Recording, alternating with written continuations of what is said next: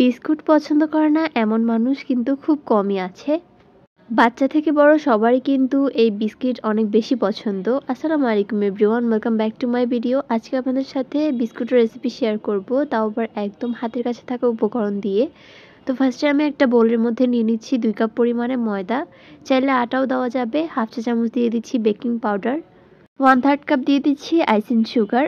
অর্থাৎ আপনারা যদি চিনিটাকে বেটে নেন বা ব্লেন্ডার করে নেন তাহলে কিন্তু আইসিং সুগারটা রেডি হয়ে যাবে। এখন সব কিছুকে খুব ভালো মতো মিশিয়ে নিতে হবে।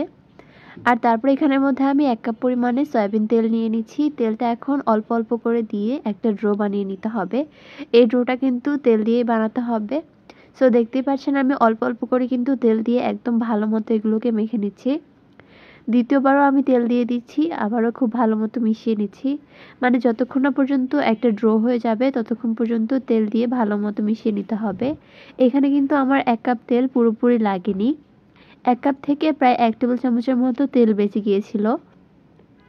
তো সবগুলো ভালো মতো মিশিয়ে ড্রোটা ঠিক এরকম বানিয়ে নিতে হবে, একদম ঠিক হয়ে যাবে।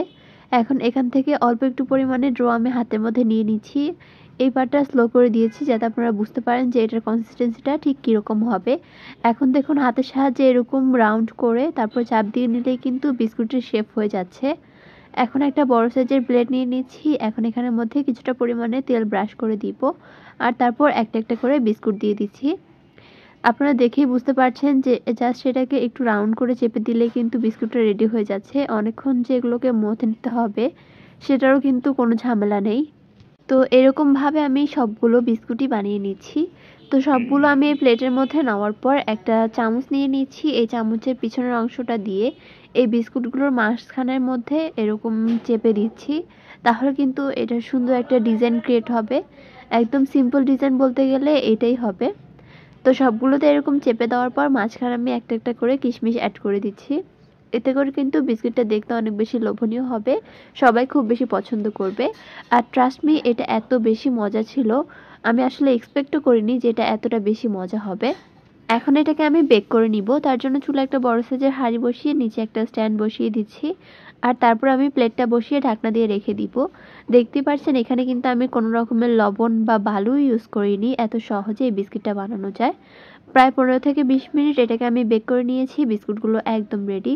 এখন একটা স্প্যাচুলা দিয়ে এরকম আলতো করে নিলে কিন্তু বিস্কুটটা রেডি হয়ে যাবে। এখন আমি আপনাদেরকে একটা ভেঙেও দেখাচ্ছি, কতটা ক্রিস্পি হয়েছে দেখেই বুঝতে পারছেন। আর প্রত্যেকটা বিস্কুটের পিছনের অংশ কিন্তু অনেক সুন্দর আর পারফেক্ট ছিল, কোনো বিস্কুট কিন্তু পুড়েও যায়নি, দেখেই বুঝতে পারছেন। তো আমার আজকের ভিডিওটি ছিল এই পর্যন্তই। দেখা হবে পরবর্তী কোনো ভিডিওতে। আল্লাহ হাফেজ।